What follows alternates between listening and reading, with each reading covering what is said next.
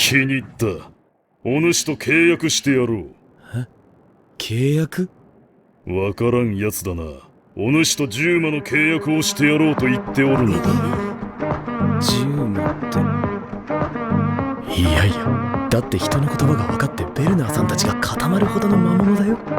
そんなのと契約ってヤバいでしょ。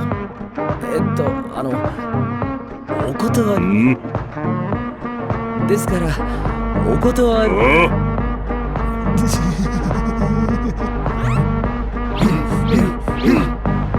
これ承諾しなきゃいけない流れ。